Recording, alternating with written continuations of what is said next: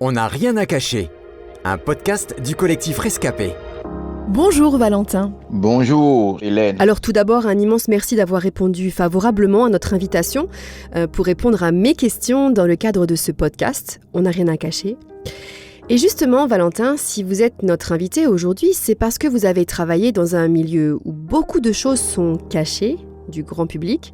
En effet, après avoir été directeur général adjoint du centre hospitalier de Cotonou, dans la soirée du 28 mai 2011, vous avez été propulsé dans le monde politique puisque vous avez été promu à la fonction de ministre de la Culture, de l'Alphabétisation, de l'Artisanat et du Tourisme du Bénin. Waouh! Alors pour commencer, Valentin, est-ce que vous diriez que devenir ministre était un rêve d'enfant ou bien plutôt la volonté de Dieu? Je répondrai les deux à la fois. J'ai toujours dit dans mon entourage qu'avant ma mort, je dois être ministre. Devenir ministre était à la fois mon rêve, mais beaucoup plus la volonté de Dieu, concrétisée dans une prophétie des années bien avant, dans les années 90-91, et ça s'est réalisé en 2011. En acceptant cette fonction, quelle était votre ambition? Aviez-vous pleinement conscience des défis, des enjeux et même des dangers auxquels vous alliez être confronté? Je me suis dit, voilà, je dois prouver au monde qu'un chrétien peut bel et bien rester dans la politique et rester intègre, digne et être en même temps une lumière dans ce milieu. Et je rends grâce à Dieu parce que ça m'a permis de parler avec des gens que je n'aurais jamais eu la chance de rencontrer. Ça m'a permis de prendre des positions, ça m'a permis, même sur des plateaux de télévision, des plateaux de radio, et ça m'a permis de beaucoup voyager. Et partout où je suis passé, je crois que j'ai pu quand même semer la parole de Dieu.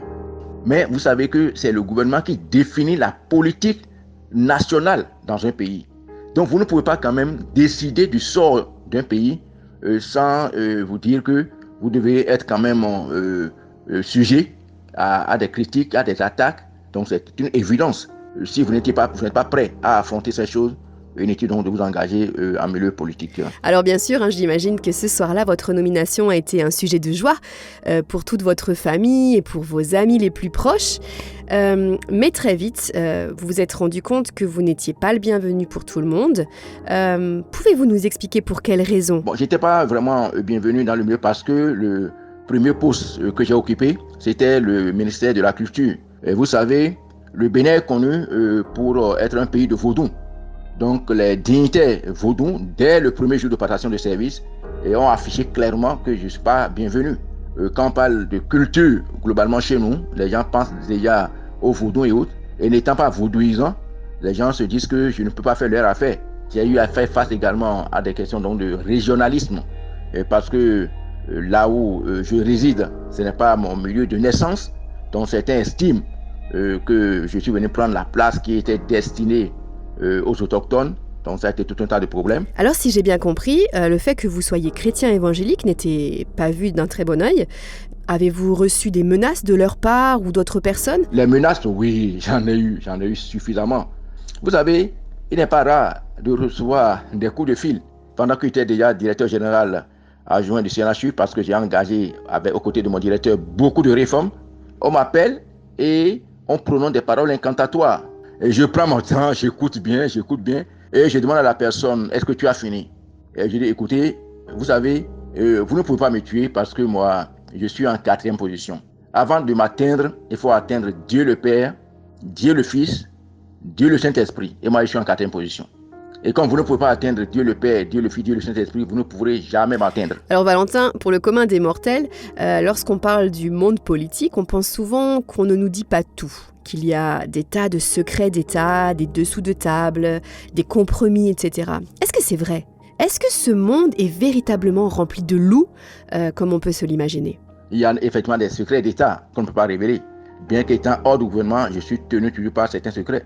Et dans toute association, dans tout milieu organisé. Et je vous aurais menti si je vous dis que je n'ai pas accepté certains cadeaux. Il y a des gens qui m'offrent de bon cœur les cadeaux que je prends. Mais les cadeaux qui sont des cadeaux compromettants, ou des cadeaux où c'est des trucs où on me dit on va faire ceci, tout ça, je ne l'ai jamais fait. Sinon j'aurais pu accepter avoir des millions, des milliards sur le dos du peuple béninois et qu'aujourd'hui je serais tranquille. Et il y a certains, effectivement, ministres qui pensent d'abord à eux. Mais il y a d'autres effectivement qui sont là réellement parce qu'ils croient dans une idéologie, ils croient dans un certain projet de société qu'ils veulent mettre en application. Oui, effectivement, c'est un milieu où il y a des loups. Et lorsqu'on garde la foi, Dieu nous protège toujours. Et moi, je crois que Dieu m'a protégé énormément. Et est-ce que votre éthique chrétienne a été mise concrètement à l'épreuve? Pour ceux qui sont béninois ou bien ceux qui sont un peu attentifs aux faits politiques africains, savent que les dossiers que j'ai gérés, c'est de gros intérêts. J'ai gardé ma liberté, je n'ai pas accepté d'être corrompu. Et pour pouvoir préserver l'éthique chrétienne, je crois que j'ai fait l'effort autant que je peux pour me mettre au-dessus.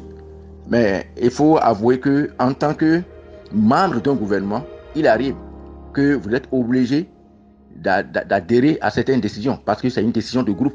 Le gouvernement travaille de façon collégiale. Et ça, je prie Dieu vraiment de me pardonner et pour les décisions pour lesquelles j'étais passif. Au nom de la solidarité gouvernementale, vous êtes obligé donc d'accompagner certaines décisions. Qu'est-ce qui a été le plus difficile à vivre lorsque vous étiez ministre? Il y a des moments donnés, vous vous trouvez dans un engrenage. Parce que ce que vous expliquez, pour le commun du mortel, les gens ne peuvent pas comprendre. Les gens n'ont pas les mêmes valeurs chrétiennes que vous. Et voilà que vous n'êtes pas le suprême décideur. Gérer une nation, ce n'est pas gérer une société, ce n'est pas gérer une petite famille. C'est beaucoup d'intérêts. Et vous ne pouvez pas tout comprendre. Alors aujourd'hui, Valentin, vous avez dû quitter le Bénin. Pouvez-vous rapidement nous expliquer pourquoi? Quels sont vos projets à présent? J'étais dans l'opposition et j'ai fait obstacle avec des collègues à la modification de la Constitution. Bon, les gens ont fini par le faire. Donc, pour m'être opposé à ces pratiques, à ces choses, on a profité pour me bloquer ici. Et mes projets, vous savez, la parole de Dieu nous demande de fleurir partout où nous sommes semés. Et mon projet, c'est que Dieu m'aide à atteindre ma destinée. Pour ça, je continue de prier toujours. Et mon souhait, c'est toujours donc de servir les personnes les plus vulnérables et que je puisse quand même porter plus loin la parole de Dieu. Pour finir, quelles leçons avez-vous retirées de cette expérience hors norme? J'ai tiré beaucoup de leçons parce que je me suis dit, j'avais fait de bonne foi certaines choses. Je me suis dit, il y a des choses que j'aurais pu faire autrement.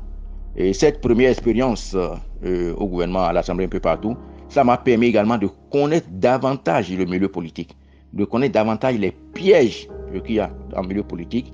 Aujourd'hui, j'ai atteint une certaine maturité où je peux mieux me comporter, je pourrais mieux faire certaines choses. Un grand merci pour votre courage et votre transparence, Valentin. C'était On n'a rien à cacher, un podcast du collectif Rescapé produit par Trésor Média.